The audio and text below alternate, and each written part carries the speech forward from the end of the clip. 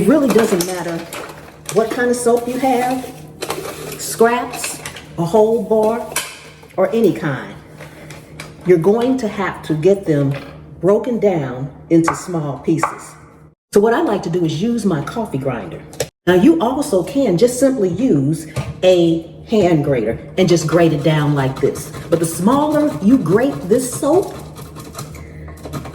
the faster it will melt. You need little shreds like that. If you are just tuning in, we are making liquid hand soap and we're using our scrap soaps. You know, the pieces that get too small for you to actually use when you're showering or washing up and you tend to throw those away. That's what we're using today. And right now, I am just breaking them down because the smaller they are, the better and easier they'll melt. I am using my coffee grinder. Now, I explained the uses of either a coffee grinder and or a food processor in my previous video where I actually took these same scraps and made bar soap.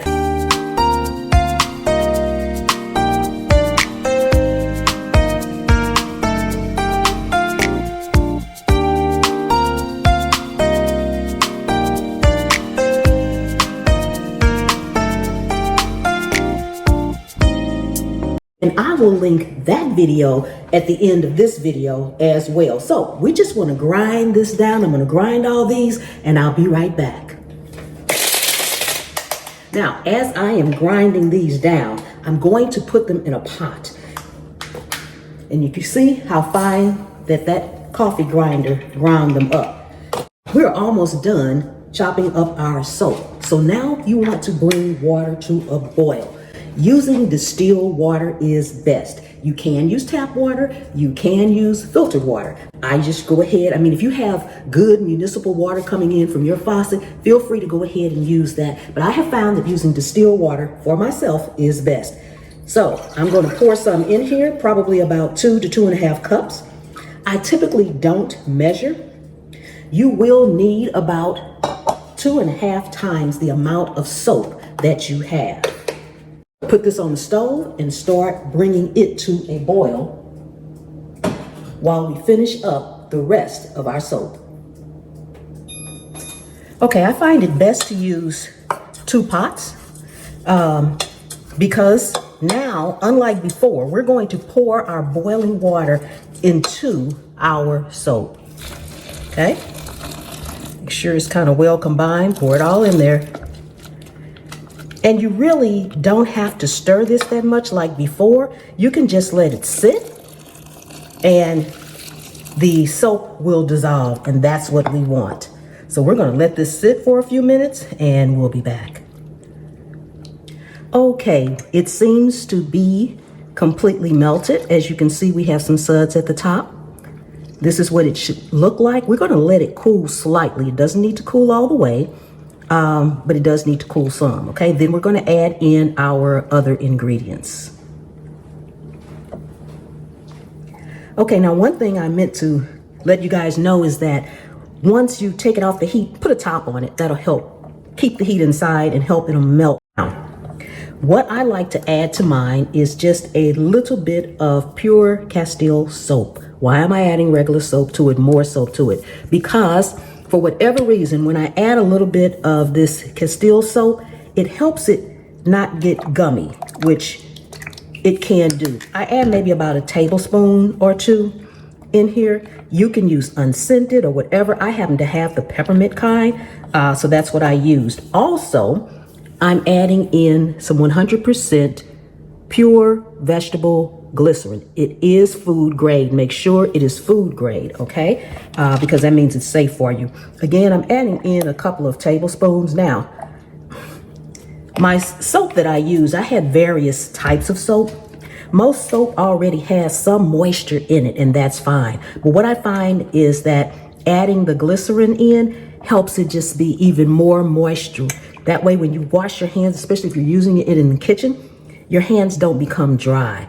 Now we're going to let it sit just a little bit longer, cool just a little bit more, and I will prepare my container and let you know what I'm doing with that.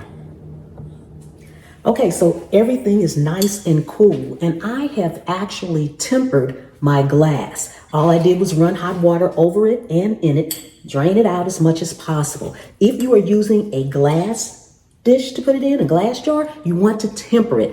You probably don't have to temper it if you're using a mason jar, but any other glass, you want to do that. If you are using a plastic container, then you want this to cool completely, okay?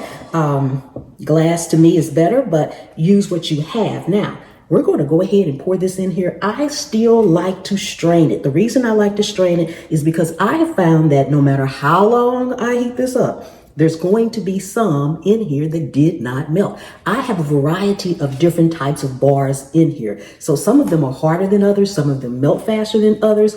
And so that's the reason why they don't always melt. I get impatient. And it's like, okay, enough. I've waited long enough. So we're just going to strain this directly into this jar.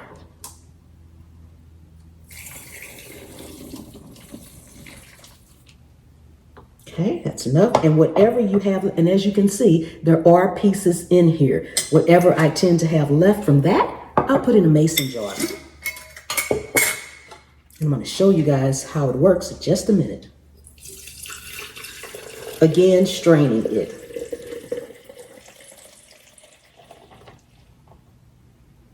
And out of all that soap I had, this is all that's left that did not actually melt. Now, if you happen to not strain it and you end up with a couple of pieces in your jar, it's not that it'll hurt anything, but probably stop up your top. And that's something that we don't want to happen. Now you have your soap. And as you can see, it comes out nice, smooth, and creamy. And even without any water, you can see that it will lather up quite nicely. So that's how I make my DIY liquid hand soap, all from scraps. Now, a lot of people will actually buy specific bars of soap to make liquid soap from. And I get that if your favorite soap doesn't come in liquid form, but for me, it's all about the cost effectiveness of it and not being wasteful.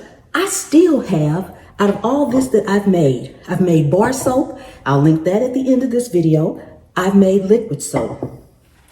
And I still have tons of scraps to go. So why would I waste all of that when I could simply do this? Now, if you guys want me to show you how I make my DIY non-toxic laundry detergent, let me know in the comments, okay? Thank you guys for watching. Take a second and subscribe to the channel. I'm Pam, and this is my POV.